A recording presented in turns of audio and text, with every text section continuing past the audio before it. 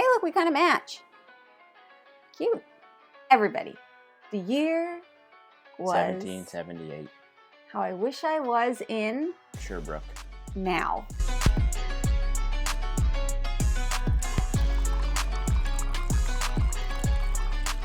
Hello everyone, welcome back to Foster the Meeple, a channel all about Board games. and More board games. and more board games. More board games. exactly. We're here today to do our most anticipated board games of the year of 2024, which is fast approaching. Let's caveat this quickly. This list is not going to include any games from 2024 that we might have already covered Or on will the channel, be covering, like Metro Runner, as an example. which is on the channel already or no? Nope, this is coming soon. Which you'll find in the channel soon. Coming soon. It's not going to include any games that we might be covering, that we know we're covering, or games we've maybe mentioned a ton that still haven't come out, but they are set to come out. Yes. You know, have already been announced, that sort of thing. This list is a big one. We're going to try and go through it relatively quickly because obviously the games are coming out. We don't know a ton about them except for that we're excited. I had to whittle my list down from literally like 50 games. Okay? It's insane. And I will say, like, obviously we can't include every game on this list, but if there's one that we don't mention that you are super excited for, we'd love for you to put it in the comments below. There's a good chance that we saw it when we were doing all of our research, but just in case and you think it might be something that we like, please feel free. So we do have a few honorable mentions that we'll start with. Okay, I've got a couple as well. My first honorable mention is an expansion. So I haven't put any expansions in like my core group of anticipated games. You do have a lot of fuzzies. So the first game on my honorable mentions is going to be Heat. What's it called? Heat Torrential Rain. I think this is an expansion. I'm pretty sure. Yeah, expansion. Two new circuits. For anybody that doesn't know, I love Heat, pedal to the metal. And if you're going to give me more Heat, what happened? That made me flinch. Oh. You punched in my... I was like... Heat, Pedal to the Metal was one of my favorite games of this past year. Like, it is so, so good. I love it. And so if you're giving me more Heat, I'm welcoming that with open arms. I only have one expansion, and it's also one of my honorable mentions. My first one I've talked about on the channel before. It's been announced. It just hasn't come out yet. And given the position it's in, I think it's going to be finally released this year, 2024. And that is Red Dust Rebellion, the latest coin game from GMT, set in space. Super pumped. Love to see it.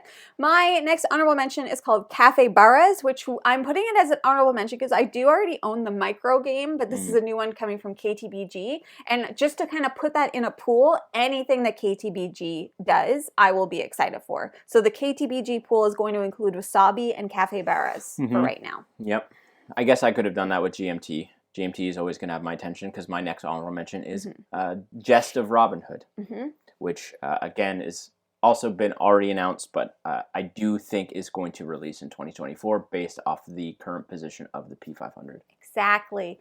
My next honorable mention is Manifest Destiny, the game of cryptic exploration from Off the Page Games, which is the newest game from Jay Cormier and Sen-Foon Lim. The reason why it's an honorable mention is because I can't find it on BGG, so I don't know if this is coming out in 2024. It might be coming out in 2025. It might already be coming out at the end of this year. Yeah, I hadn't heard anything about this until I just saw it when I was doing some research. We love Jay and Sen. We have played many of their games. We think they're a great duo. Canadian. You love to see it. So I'm putting this on an honorable mention because I don't know exactly when it's coming out. Next up for me, I think most people in the hobby are probably already aware of, and it's a re-implementation, so didn't include on my list, but that is the new Lucky Duck Games Food Chain Magnate. Always been a game that I've wanted to play. I'm terrified of it. Looking forward to see what Lucky Duck does with it. My last honorable mention goes to every single game that Button Shy will come out with this year. They did put up like a post on Instagram of all the previews, and there's 12 because they do one new game a month, but there's Aqua Rove, there's a nice Kappa, there's a Walking Dead game. So just know There's Casinopolis. This is the first time I'm seeing this, and I'm just looking at the names of the games, so take that for what it is. But Casinopolis, I'm interested in. and Mysticana. Looks cool. Yeah, I am just obviously ecstatic for anything that they do. So they're going to have lots of new games coming out this year. And just know that I am super excited for every single one of them. My last honorable mention is any and all of the Kinfire Chronicle Delve expansions that they are planning to release in 2024. I think there's maybe 2 right now, which I'm failing to remember the name of, but you can just bucket anything Kinfire Delve that is going to come out in 2024. I am excited for because I have fallen in love with that game. Yes. So the first one on my list is called Conservice, and this is a new solo-only game from Scott Almes, who I love. Scott Almes does a lot of the solo Button Shy games. He also does all of the Tiny Epic games, which we haven't played. But this one, Jeff, did you see this one? It's like about boat people. I mean, you know solos. Solo's not going to be Jeff's thing, but this is a deck, bag, and pool building game. So in each game of Conservice, you begin each season with a single boat and a little bit of money, right? Just like real life. C is represented by a bag, so this is obviously like a bag kind of building game full of fish and water tiles, and in each round you will fish from this bag, taking some back to your facility for tinning while leaving others at sea to breed, okay? So basically, it's like you're running a tinning company, like a fish tinning company, I assume. And that's what it is. I don't know. It looks really pretty. It looks cute. I love Scott Almes. I love solo games. And I like those boat cards. Yeah, it looks really great. That's the extent of what we know about these games. Yeah, I mean, we're just going to go quick. Yeah. I'm not worried about getting into it. If you you want to research these games, we're giving you the title. Feel free to go research them. My first one on my non-honorable mention list should come to as a surprise to nobody, and that is Undaunted 2200 Callisto. From Osprey Games. Undaunted is one of my favorite series of games that you will see likely in my top 10. So far, I've played Normandy, Battle of Britain, and Stalingrad. This is the first iteration of the Undaunted series that is getting out of the war realm. And I'm very excited, not only for my own experience with this game, because it is a space theme, which I love. I'm also very, very, very interested to see what this does for Undaunted. Because I know a lot of people have trouble with the World War II, World War I themes. Yeah, it's too real. And I think this might propel that mechanism, that series, to other people that haven't seen it before, which I think is going to be awesome because it is so smooth. My next game is called Le Fleur. And the box is Fleur de Lis. Fleur de Lis. In this, it says, a botanist creates their dream gardens in Rococo, France. Rococo! There's no pictures or anything, but it says it's worker placement. It's a strategy board game where you take on the role of a French Rococo botanist as you build your estate, host garden parties, gain prestige, and earn a coveted position in the Jardin des Plantes. Each player, I'm not going to read all of it, but essentially it's giving me like Obsession vibes. Because that's what I was thinking while you were talking about it. I don't know if it's just because of the theme or whatever, but it is worker placement. Like, the box looks so pretty, and it's just giving me like those royal feels. It's like that Rococo Obsession crossover, but in a garden. I guess not Rococo, but Rococo, you're making dresses. In La Fleur, you're making gardens. In Rococo, France, though. Exactly. That's probably why we're saying Rococo. Next up on my list is from one of my favorite publishers currently, and I don't think that's ever going to change, and that's Fort Circle Games, who have done Boats for Women and Shores of Tripoli. Shores of Tripoli being one of my favorite games, and that is Hunt for Blackbeard. Oh yeah, I'm excited. Why I'm even more so, anything Fort Circle puts out, I am going to be interested in because they do historical games that are based in actual history. But why this one I'm so pumped for is, one, love the theme. We come from we live in an area where privateers and pirates and that history is very rich and very real. And so it's always going to have a special place in my heart. But the person designing this game is Volko. And Volko is one of my favorite designers because he does largely the coin series of games. Yeah. That sort of thing. I'm not going to dive into this too much because I could gush about this game for a very long time. But it's a 2-player, which again is another Fort Circle kind of go-to 2-player 1v1 historical narration games, and this is based off of the Royal Navy's attempt to track down Blackbeard. So I'm assuming one person's playing as Blackbeard, one person is playing as the Royal Navy. Very much similar to Shores of Tripoli, which again is a game we very much enjoy. This one's probably... I want to be Black. This one and Undaunted are why there's a reason why these are 1 and 2. Like these ones I didn't have to do any research on. I knew. Yeah. I'm so excited for this game and I cannot wait. I've seen some a little bit behind the scenes in the Fort Circle Discord. And so I would like to suggest, Jeff, that we do our next few almost in sequence. I'm combining 2 for a reason right now, and it's because they're both Devere games. I have 2 of Devere's new releases on my list, and Jeff has 2 on his list. I do. Okay? Yep. So the 2 that are on my list, and I'm grouping them together as one, you see how I'm getting around the whole 10 games thing? Okay, the first is called Diatoshi, and the second one is called Cities. So Diatoshi, I don't know if I'm saying that right, is for 1 to 4 players. It's a 120-minute game, so she chonky.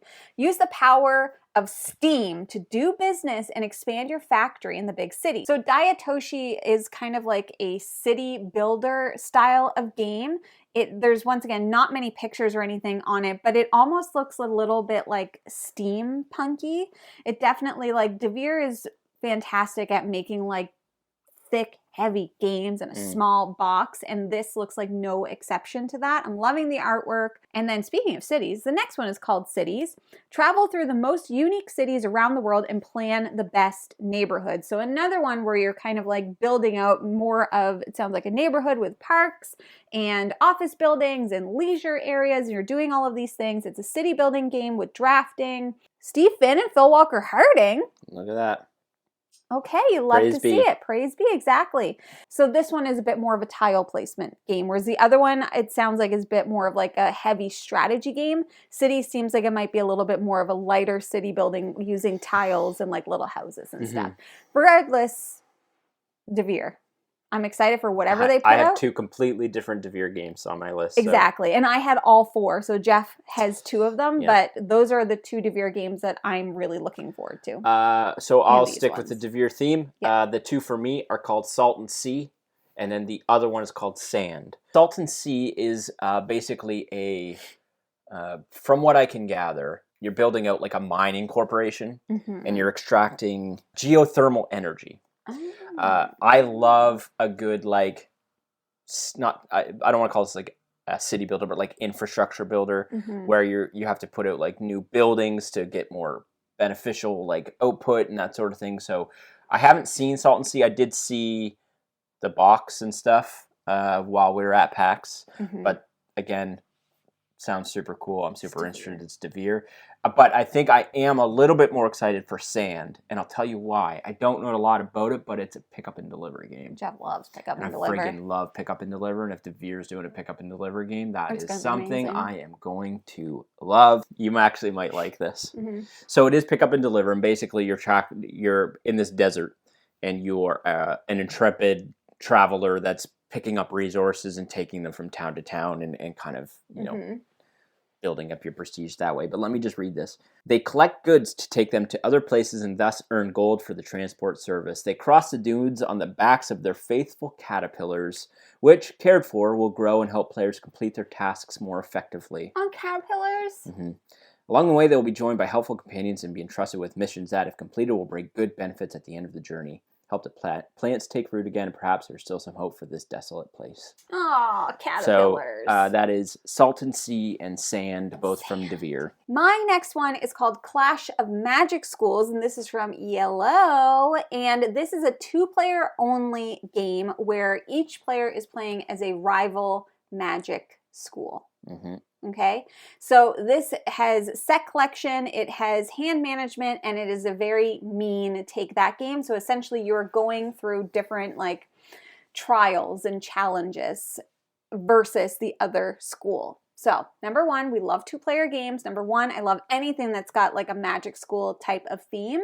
And we did have like a brief, not demo, but like overview of this when we were at PAX from Flat River. And it looks great. So the theme says yes. The player count says yes. The take that meanness says yes. Yes, yes, yes. Yes, yes, win, yes. Win, win, win. Next up from me is actually a sequel to Rurik, Dawn of Kiev. This is First Tsar, Ivan the Terrible. So Nandor this the is a Relentless. spiritual sequel to Rurik. I'll just give you a little bit of the flavor text. In this board game, you will lead the boyar families competing for power and honor in the 16th century Tsardom of Russia. Over 4 decades, Rurik has 4 rounds. You'll collect income from estates, equip troops, trade with foreigners, and fortify cities, seek privileges, and carry out royal assignments. So, seems like very much like Rurik, where you are basically putting troops out on the board. You're collecting taxes from those areas, which is basically resources that you're trading for goods in order to score victory points. What I think is most interesting about this is that there's a lot of game here and it's not overly complicated. Anything in that world, Rurik is one I've been super excited for since I got into the hobby. And if they're doing some more stuff like that, it's going to be more on my merrier. radar. This one I'm so excited for, and I just discovered it today, but it might be one of the ones I'm most excited for. It's called Incubo. Listen to the tagline. I read it to Jeff earlier. A boy and his cat fight their nightmares to save their sister in an honorific adventure. Now, this is a 2-player only cooperative push your luck deck building game. I love those things. 2 players take on the roles of a child named Tommy and his best friend cat Alpha. So one person plays as the boy and one plays as the cat, as they confront their fears to rescue their sister Nina. Together, they must build their decks by passing cards between each other, eliminating weaker and negative cards, and facing various adventures within the dream world. The game is divided into 3 REM phases, each accumulating in a confrontation with a terrifying monster, such as a ball of yarn, a half-open wardrobe, a pigeon, and more. These monsters are confronted simultaneously by both players. This is giving me that same vibes. What's that game that we played where you're the parents? It Takes Two. It Takes Two. It's giving me vibes It's of It Takes Two. A video game. It's a video game, exactly. Next up for me is the latest iteration in the Garfield Games world. South Tigris. As you all are aware, we're still in the South. Garfield Games puts out some of the best stuff on the market right now, and the next iteration of this series of games is Inventors of the South Tigris, which I'm not going to go too much into. I think if you've played any or one of the Garfield games, you'll kind of understand where I'm going. It's a lot of tableau buildment, card movement, point connoissality with some depth of strategy. I think this one's got bag building in it. Does it? I think so. Everyone knows at this point, if you're in the hobby, what these games are about for the most part, but Inventors of the South Tigris, this list couldn't exist without it. My next one is Critter Kitchen, which is the next game coming from Cardboard Alchemy. You may have heard of Flamecraft. You may have seen the bread dragon who sits behind me. This is the next game coming from that team. So gather ingredients to satisfy food challenges and impress a celebrity critic. It is adorable. It is about food, and I love both of those things. So you're doing contracts, I assume it's like recipes, and you're taking orders and you're doing those types of things. As one of 5 players, you'll be sending your chefs out into the city to gather ingredients, create amazing meals, and demonstrate that your restaurant is the best in town. There's nothing I don't like about that. I actually weirdly love a good restaurant theme, like diced veggies, like recipes and cooking and that kind of thing. As long as it's not real time, because Kitchen Rush, Kitchen but Rush is too even stressful. to some degree, Grand Austria Hotel, I know you're just kind of putting the blocks out. But still, I love it. So I'm very excited. It looks adorable. And I love Flamecraft, so I know I'm going to love it. So next up for me is called Event Horizon, and it's from Phantom Horizon Games. This is a hex grid world builder, I guess, where you are basically trying to take control of different areas in order to maximize your production of resource. So all of these worlds will have different resource types that they produce, and you're trying to control these areas and build out your infrastructure.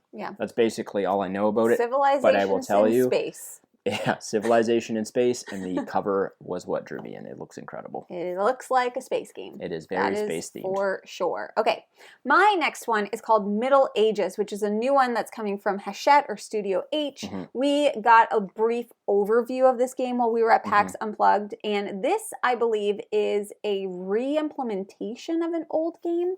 I'm almost positive of it, but the older game had a different name, which I don't remember what it is. Anyways, you are the head of a Fiefdom. Fiefdom? What's a fiefdom? Fiefdoms were like smaller, like areas of a kingdom. It's medieval. That's what we do now. So you're the head of a fiefdom and its future is in your hands. Will you develop agriculture with fields and mills, or will you become a pious church builder, or prefer to feast in the scrumptious palaces? Develop your lands in your image and become the most influential lord in the kingdom. We love things that are set in medieval times, and I believe, if I remember correctly, there's set collection in it, which we also do love. Next up for me is from Aperion Games. I don't know how to pronounce it. And it's called Pillars of Heracles. From what I can gather, this is another civilization builder, but it's got this unique twist of mythology and history. So, as you can tell by the title, you're basically building out your little kingdom. You're going to be fighting adversaries. You're going to be building up your resources. You're going to be building up your production. This was a theme thing for me. Whoa. Yeah, it's got a lot of mechanics in it. Yeah, I think this is a big game, but anything that has a Greek mythos attached to it is going to draw my attention, and this one did. And I'm very excited. So that is Pillars of Heracles, not Hercules, even though Jamie keeps saying Hercules. My next one is from Catch Up Games, and it's called Courtesans. Courtesans? Courtesans. Yeah. Courtesans, not cortisol, which is what I almost said. Courtesans. When the queen very holds different her, things. Very different. When the queen holds her banquet, skullduggery is on the menu. Did you pick it because it said skullduggery? Yes, that catchphrase alone had me like lolling. Okay, tonight the queen, we already did that. Tonight the queen holds a banquet. Backstabbing is fair game and no trick is too dirty. If it allows you to place your favorite families in the spotlight, it is a set collection take that card game. And I don't know if you knew this about me and about him. We love those things. And I love the artwork. I love like kind of the old like Queen Victorian kind of style, but it looks like it's a sillier version of that kind of theme. So I'm into it. Looks like a small box card game. I'm here for it. Next up from me is from Keymaster Games, and that is called Harvest. I am a sucker for a farm theme. That's why I love Uwe, my boy. And he loves Stardew Valley. Harvest. In Harvest, you take on the role of a farmer, each with their own unique penchant for working the land, and choose a farmhouse with its own special round-to-round benefit. Each round, you draft sunrise cards that give you one-time income and determine turn order for the round. Following that turn order, move your wheelbarrows around town to gather resources that you use to farm, construct buildings that can make your land more efficient, and give you endgame bonuses. That's cute. I freaking love farming in board games. I love farming in video games. Grew up on a farm. I also grew up on a farm, so maybe that's why. This one looks like a lighter, fair way to get some of that, because normally farming games are like, you're in the Uwe realm, or you're in, Stardew Valley, the board game, which is awesome, but it's bigger experience. This looks like maybe something you can play quickly and get that fix, and it looks very, very cute, and I'm very, very excited for it. Now, this one is one coming from Hachette or Studio H, and that is called Vampire Village. They are essentially going to be releasing like what they're calling like Halloween in the spring or in July or something like that. I can't remember. But they're doing a bunch of their Halloween type releases early, and this one is one of those, and it's called Vampire Village. That's all I needed to hear when they say, I love vampires, so I don't even care. But this one is close drafting tile placement game. In the heart of the hostile region, you're the head of a fortified village. When night falls, ferocious monsters emerge from the darkness and storm your village. To avoid carnage, organize your defenses, call in your heroes, and direct the most dangerous creatures towards your neighbors. So the reason I'm excited for this is because I love vampires. I'm not going to hide the fact, okay? I am biased towards vampires. Truth. I love them. And so any spooky season game, any Halloween type game, any dark, eerie, weird game, I'm in for, and I'm in for this one. I only have one more, and that is Elder Scrolls from Chip Theory Games. Of course. Probably one of my most anticipated. I think maybe top 3 of this year. You are playing the Elder Scrolls basically in a board game, going on quests, upgrading your character. There's a bunch of different, just like in Elder Scrolls, there's a bunch of different races you can be, character types, and some of those character types get better together, and you can set their attributes and all of this craziness. Really looking forward to it. I'm sure it's going to be so difficult, but one that it's probably also one that we're going to have to sit down and like commit to. Commitment. I have a stack of games left that I'm going to go through like this. Boom, boom, boom, boom, boom, boom, boom. Okay? The first one is called Bunny Boom. Speaking of boom, boom, boom, boom, boom. Bunny Boom is an intense bunny invasion card game. I don't know. What is it about that I love? Everything. Card game. Didn't see any really good card games I was interested in. I'm sure there's a lot. But they don't get as much like hoopla, you know? They don't. Not enough hoopla. Mm-hmm. They need more hoopla. They do. Okay, next one is called Alpenglow, which is a game where you are building out a ski resort. Yep. And I love, personally, winter-themed games. I like holiday-themed games. I don't think that there's enough of them. And this one is giving me... not Kanban vibes, but like you're building out your ski resort. You want to have like, you got to build out the cafe. You need to build out the rooms. You need to build out the slopes. You need to build out all the things. It seems like there's a lot going on in this game in terms of like like I said, you're building out your slopes. You're building out the resort. You're building out the whatever. You're building out your runs. Exactly. Anyways, I'm super excited for that one. There's also Yonder, which is a new one from Sinister Fish Games, which is going to be a bit of a heavier style of game that I don't think they've really done one like this before. Mm-hmm. So you are playing as asymmetrical factions and you're like building out a city, essentially building out your lands. I say it's a bit of a meteor. It's like 60 to 90 minutes. It's 14 plus. The artwork looks so pretty. It's really bright and vibrant. And we've actually really enjoyed the Sinister Fish games like Villagers and Moon. I've played Streets, but only on BGA. Moon is excellent. So good. And this looks like a chunkier game from them, which I'm very excited for. Then there's Apple Grove, another one with Andrew Bosley art, so it's just automatically kind of drawn to that. This is on my list too, but I'll let Jamie have it. Yes. Plant trees, gather apples using a unique color wheel selection mechanic. Who cares what this game is about? It looks amazing. It's so cute. I mean, Andrew Bosley art's incredible. The cover of this game is incredible. I think it's like a pattern building kind of game. That green and red Beautiful. Contrast. Love it. There's a deer on the cover. What more do you need? Oh, that's not a deer. Those are two people that kind of look like a deer. Anyways, next one. Oh, this one I'm really excited for. It's called Bone Wars. LOL. So this is paleontologists trying to outdo each other in the Great Dino Rush. Jeff, what do I love? That's a unique theme. Dinosaurs. That's a unique theme. You don't see a lot of paleontologist games. No, and like look at the cover. Look at them. They're like so mad at each other. They're holding the bone. Like, I'm the best paleontologist. Anyways, I love dinosaurs. I love dinosaurs. Do you love paleontologists? You know what? I do. What, isn't there a show where the guy Friends. It's Ross. Exactly. So if you look at the pictures, does this not look amazing? It looks definitely like it might be a bit of a heavier game, like it's got a bunch of different stuff going on. I'm here for the theme. I love dinosaurs. The artwork looks awesome. Haven't heard anything about this, but I'm very excited. Spectral, find the treasures and beware the specters in this haunted manor treasure hunt. It has art by Kwanchai Moria.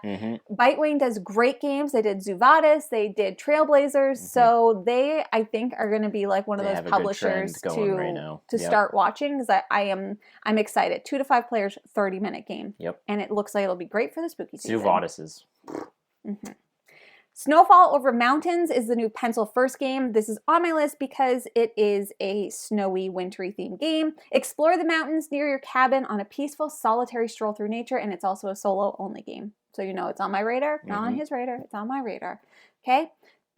Board and Dice. Did you see this one? A new Board and Dice game. Windmill Valley. So Board and Dice is known for kind of doing a bit like meatier, heavier games. Yep. Light, but this is a light game for them. Light and quick engine building game filled with pretty flowers. Like that, it says light, and it says 45 to 90 minutes. It doesn't say quick, but it does say light for them. Light for them. Yeah. I really like kind of like the Dutch tulip festival theme. Like there's a few, like Gift of Tulips does it, but this just looks like a bigger, as Canadians, we have a very strong connection to Dutch tulips. Did you know why? In Ottawa, they have like a whole tulip festival. So that's from World War II, because we liberated the tulips? Netherlands. I didn't know that. There you go. We love tulips. Canadian troops. Okay, this one, I have 2 left. This one is called Cat Packs. Hear me out. Cherry pick your very own cat pack to rule the neighborhood. Does anybody care how this game plays, or are we just here to build our own cat gangs? enough said. Very last one is from Mind Clash Games. This is on the same spectrum as Septima in terms of like weight. It's not super light. It's not as light as Astra, but probably around Septima, and it's called Ironwood, and it's a 2-player only game. Side with the Woodwalkers or the Ironclad in an asymmetric card-driven tactical duel. So from what I've heard, the resources for the wood side are all made out of wood, and the resources for the iron side are all made out of metal. And the production is going to be amazing because it's Mind Clash Games. I heard a bunch of people who like got little mini demos of this at PAX who all said it looked great. So I'm excited. We love Anachrony. That's one of our favorite there's so games. many 2-player card dueling games that I'm always interested to see how they're going to set themselves apart. Totally. Do you know what I mean? Yeah, I think this is more than just cards. It looks like there's a board and all that stuff. So anyways, I'm excited. Yeah.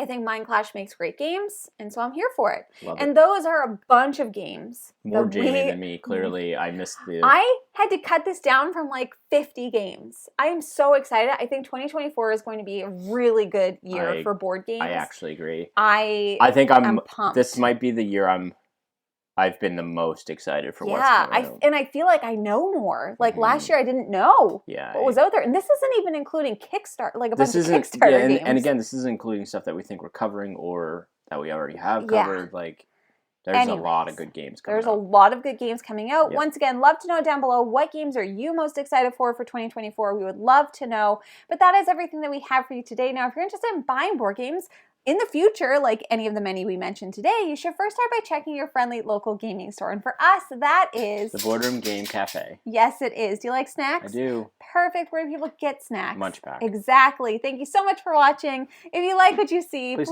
subscribe. We hope to see you again soon. And now we say goodbye. Goodbye. Later days. Bean, do you know Bean? I got to show everybody your sweater. Show everyone your sweater? You heard us. Say goodbye. Hi. Do you show everyone your sweater. It's Christmas tomorrow, so she's wearing her sweater. We're filming this early. You got your sweater on? People are probably like, she's a husky, she doesn't need a sweater, but it actually like calms her down because she has a lot of anxiety. She does. Don't we all? Hey, are you a millennial? You're covered in hair. Who, me? Yeah. Oh. Yep. That'll do it. Okay, goodbye.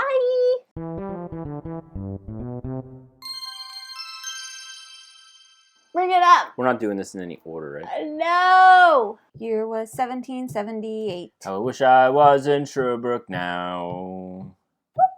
I'm a broken man on a Halifax pier. The last to bear its privateers. Okay.